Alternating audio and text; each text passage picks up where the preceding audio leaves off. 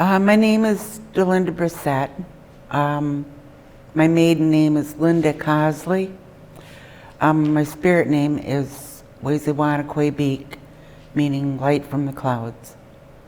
I reside here in St. Ignace at the elderly home. I'm 71 years old. What are your parents' names? John and Lorraine Cosley. They're both deceased. Do you have any siblings? I have 7 siblings. 3 have died, 3 of my brothers. I have 3 brothers left and 1 sister. And where is your family from? We're from this area, over in the Hessel area, Leshno Island area. And now what was your family like growing up? Religious, traditional?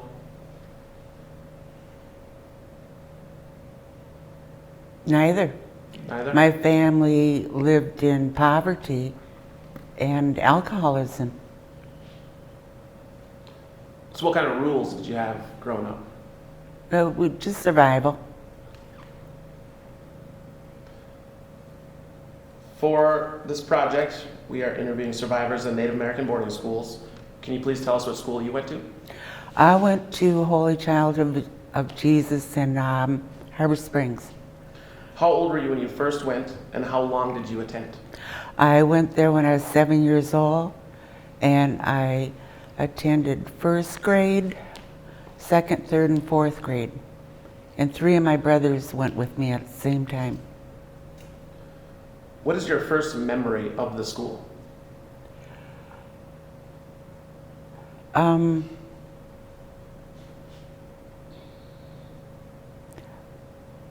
Anytime I think of this school, all I think is the lunchroom. I don't know why. I guess it was the only time we got to spend time with my siblings, my brothers. So, other than church or in the classroom, and I could see them across the way, but we never interacted except at mealtime or dormitories, you know. Are you able to give a physical description of the school? Yeah. So can you just describe what's the school, what's the layout like? The first floor going in is all classrooms and the lunchroom, and then one end of it was kind of like the sisters' private area, and then to the back behind the lunchroom was the kitchen area. Down the hall across from some of the classroom was a gymnasium. We used to get in there and be able to watch movies once in a while. And then on the 2nd floor, at one end of the school was the boys' dormitory rooms. The other end was the girls' dormitory rooms. In the middle was a chapel. And in the basement, there was like a bakery down there, a bakery kitchen that Sister Onesma used to bake all the bread and stuff. And there was a cellar there that after school, us girls would go down there and we would peel apples, potatoes, carrots, and fill up these big wash tubs full of them.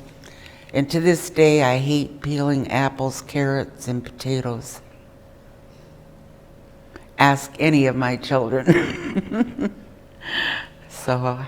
How many people were there at the school when you were there? I believe there could take up to 300 boarders. 300 boarders? What was the ratio of adults to children?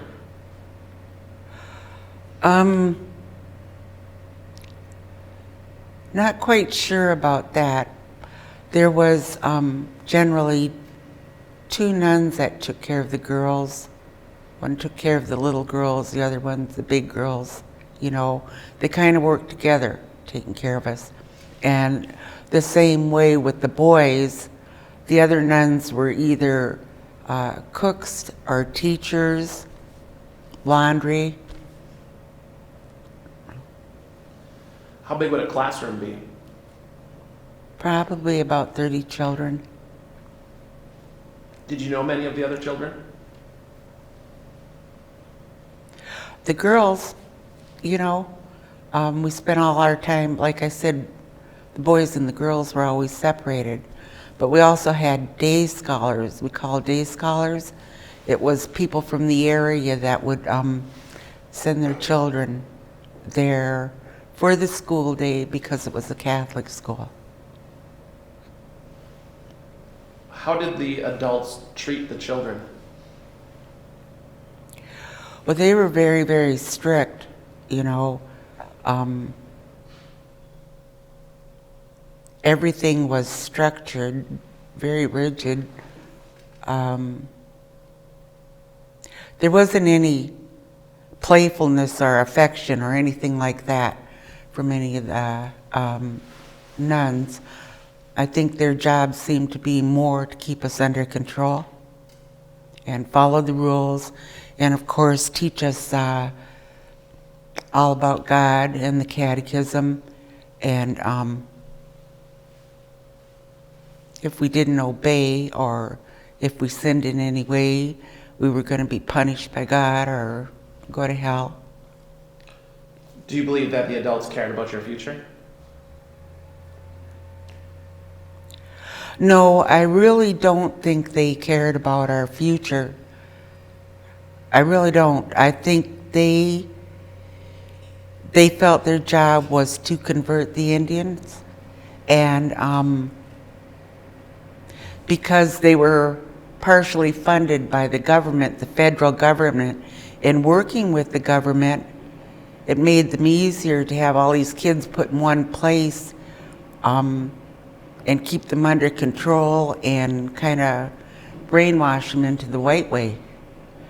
You know, I think that was their job. And I don't think we only went up to 8th grade. So I don't think they really cared about what happened to us past 8th grade. Were there any adults that you could trust? I had nuns there that I felt took a little bit more interest in me, made it easier for me. I was a quiet kid because I didn't want to get in any trouble. So mostly I did what I was told to do.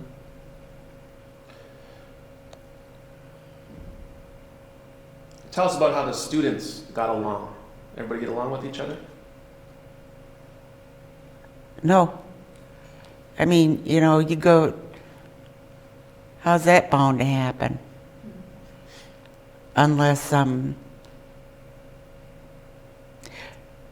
the girls, you know, they'd group up. Everybody does that. Kids do that. They find their own best friends, and it's the same way with the boys.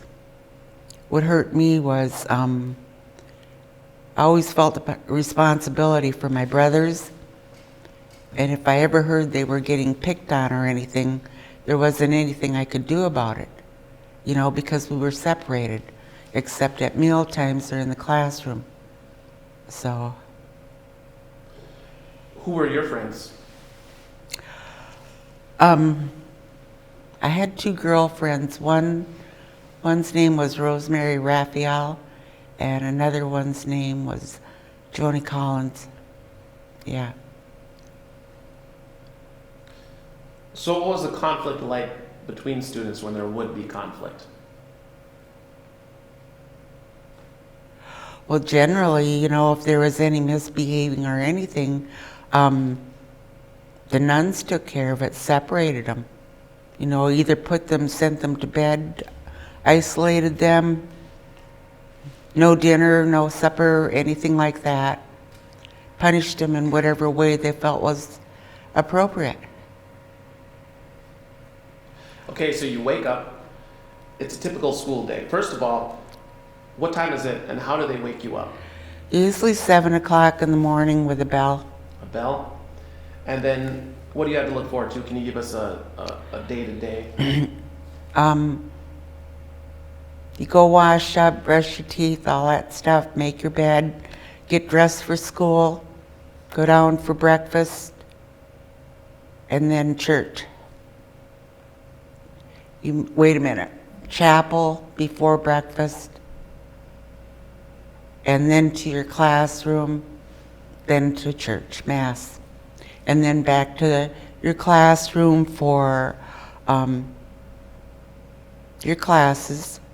There were usually 2 grades to a class. After school, the day scholars went home.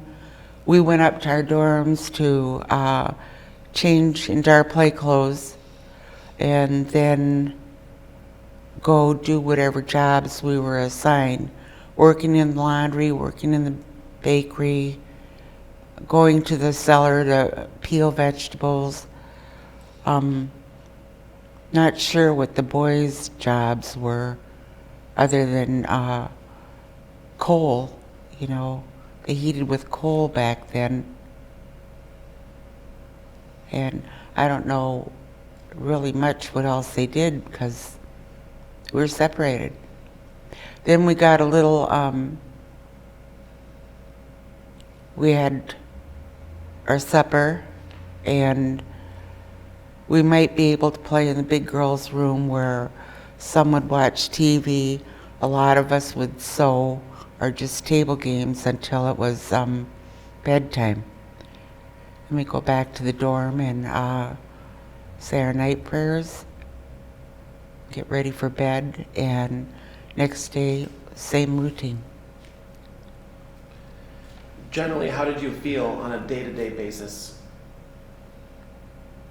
I felt secure. I felt secure. Growing up in poverty and alcoholism, I felt safe because it was structured. I knew what to expect, and I just felt safe. And what were you like at that age? What was your personality like? I was quiet. Quiet? Yeah, I was quiet. I mean, I didn't want to do anything to draw attention to myself to get in trouble. So I just hung out with my 2 little girlfriends, and that was it. So were you more playful? Were you more down to earth? What about like that? I think I was more down to earth. Or down to earth? Yeah. What applicable skills and knowledge did you obtain from the school? I got a very strong foundation in the Catholic faith, you know, but it's really different than what I learned when I got older. You know, there at that time, I think the nuns used the Catholic faith to keep us in line and then scare us into submission, you know, because they made us feel and believe that anything we did or thought we were going to be punished by God, or it was a sin and God knows every single thing we do. When I graduated from high school and left home, I went to church with in high school. It gave me a lot of solace, but not only that, it was a way for me to get away from home, and I got to use the car to go pick up my aunt and bring her to church with me. So I went to church for that. When I left home, I got away from my Catholic church for probably 10 years before I went back, and my life was pretty much of a mess, you know. The way I grew up was not normal, and I followed the same path. I didn't know what normal was. The kind of life I lived I thought was normal because it was how I grew up. And my mom got sick, and she wanted me to meet a priest that she had been going to church, and she liked him. And so finally I did. And he became a very good friend of mine. He taught me a whole different way about the Catholic Church and about God. You know, God is love, not a punishing God, you know, and you can go to him for help and not have to be afraid. But he was a German priest, and he had worked out on the Pine Ridge Reservation, and he loved it, you know, and it was his dream always to go back there. But he talked to me about the times out there. He introduced me to ceremonies like the Sweat Lodge, and he wrote a book about the sacred pipe, things he had learned out there. And during that period of time, I started to meet people, cultural people, traditional people that were beginning to practice the ways, because it wasn't against the law anymore. What were some of the other benefits of attending this school? I think I learned a lot of discipline and structure that I was able to carry through my life. I had a faith foundation, so it's been very easy for me to be a Catholic and a Native American, because to me they're the same. Pretty much the same, except that I find that traditionally we're more in tune with our creation and have respect for it, which was never part of our Catholic teaching. And the Catholic teaching now that I see is they're so full of rules and politics, and they're like the richest religion in the world, you know. They have their own city government in Rome. We're not like that. Our culture isn't like that. What's one of your favorite memories from your time at the school?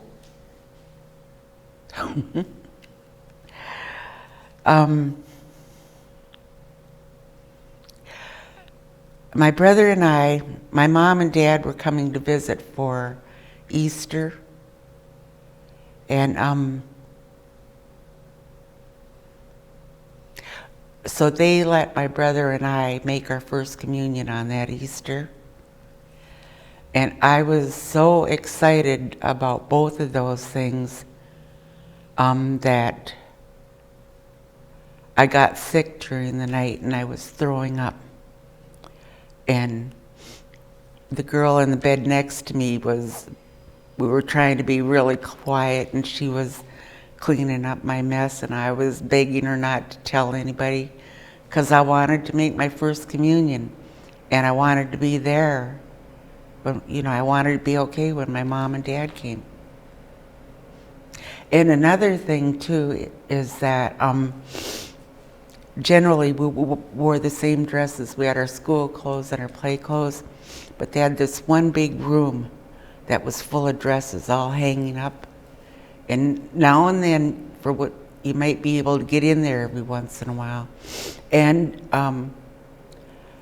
I always remember that I'd go in there and I'd find a dress that I really, really hoped I would get to wear for some special occasion. And I would never tell anybody, but it always happened. I would get that dress. So that was a good memory for me. What's one of your worst memories from that time?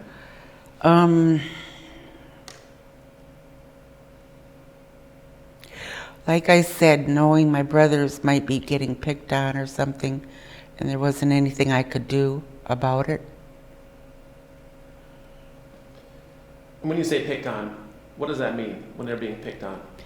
Well, if they were being punished by one of the nuns with the strap, or they were getting picked on by the older boys, things like that. So, What are some of the things that the older boys would do? they'd call them my brother names, or just be rough with them out on the playground, that kind of thing. They left my brother out on the ice. We had an ice rink there. They left my brother out there all night long. My older brother.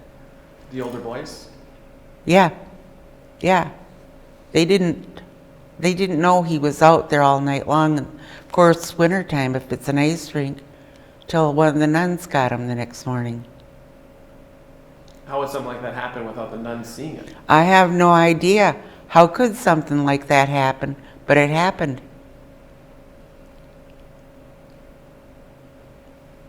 What kind of values did they try to instill within the students?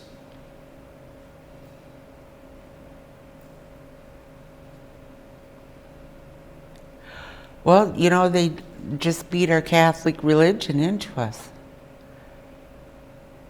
So they never talked to us about why we were doing this or why we were doing that. They only talked to themselves and kept us in line. They never told us why they did anything or why we had to do anything. So what happened if you broke the rules?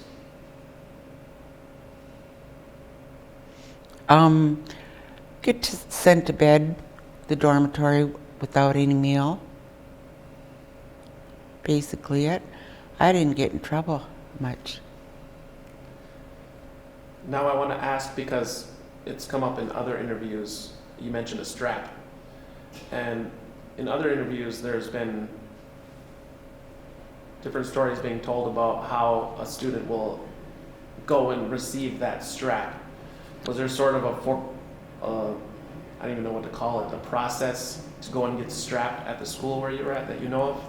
I would hear about it, but I've seen it in the classroom, kids having to hold their hands out and get their hands strapped, for So just walk up on the misbehaving. spot. Mm-hmm.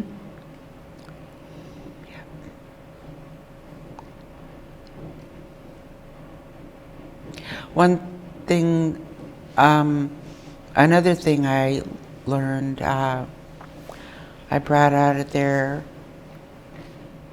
besides my faith foundation, I learned how to sew when I was in second grade, hand sew. We would sit there in the evenings and embroider or darn socks. And my mother kept that up with me when I went home by sending me to 4-H and having me take home ec classes in school. I had a teacher that took a special interest in me, and I learned how to sew really well, which I do now. It's my passion. I make regalia all the time for anybody. I have been for the last 10 years, mostly since my kids have grown up.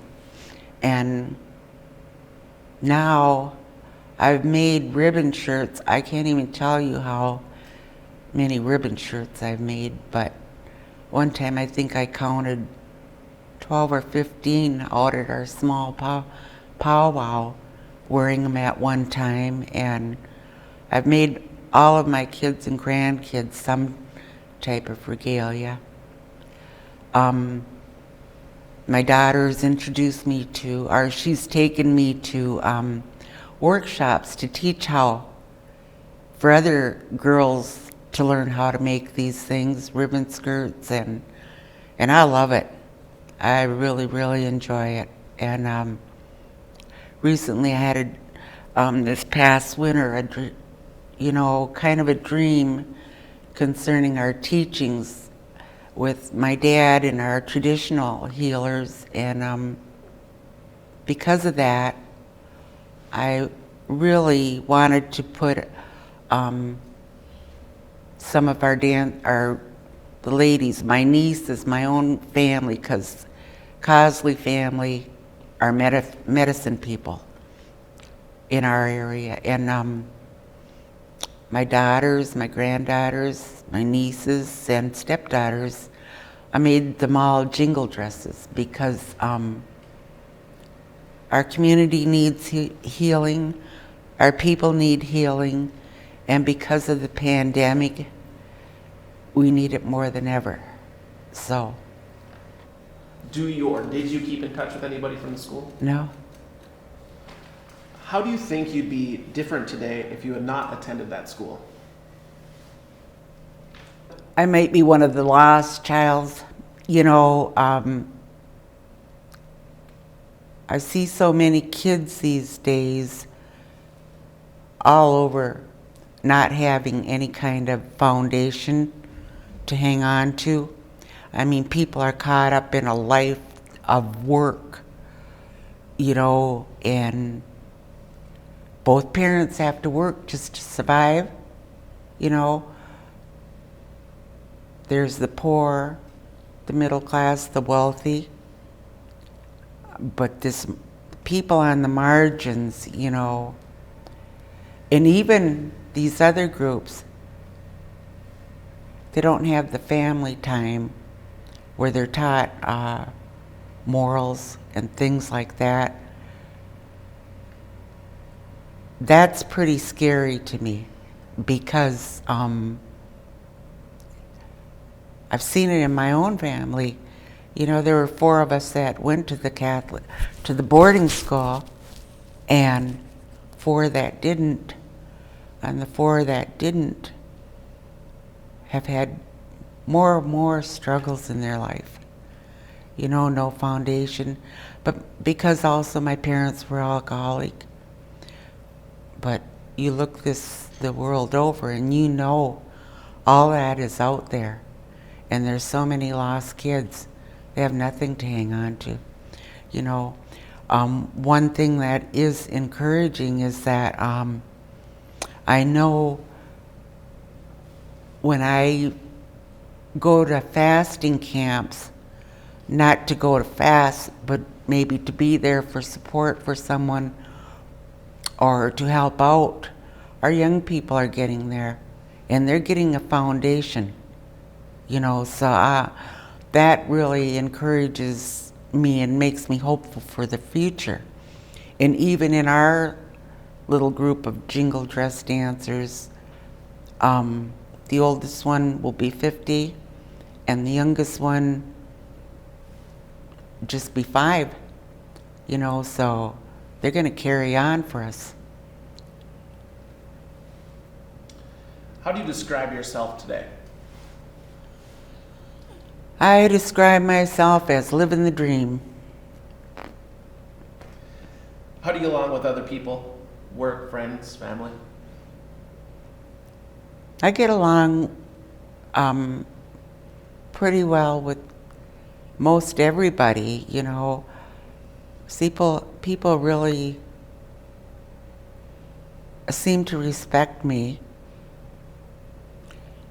and I don't know if they're afraid of me. My brother at times would tease me, or my niece. They were afraid of me because if they did anything to me, God was going to get them. But I don't know. I feel I'm really well loved and respected, and that makes me happy. What would you say your values are today?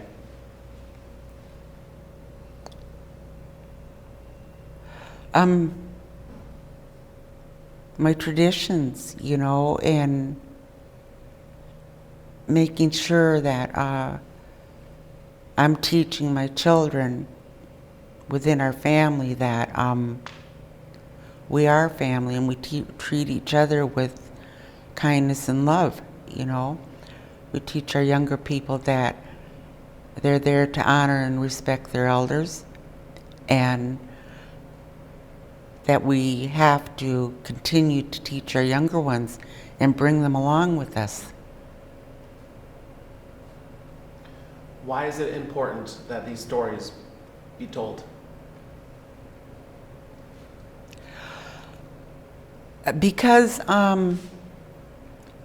when I was younger, I didn't know how important it was to learn these things from my grandma, my dad's mom, or even my dad. You know, my dad did what he did, you know, to provide for us. But some of the things I cherish most is the stories he would tell me about walking 30 miles with his grandma and a couple of his siblings through the woods to pick out a berry patch until the season was ended and then come back home, you know, or how he'd have to dig logs out of the snow to get wood for the family. So I think it's important that the way we see it now is that we've come a long way, you know, and what we see is that for my brother and I, we've come a long way from where my mom and dad were, the struggles they've had, and in turn, it's making life better for our own grown children, and it seems to just keep getting better.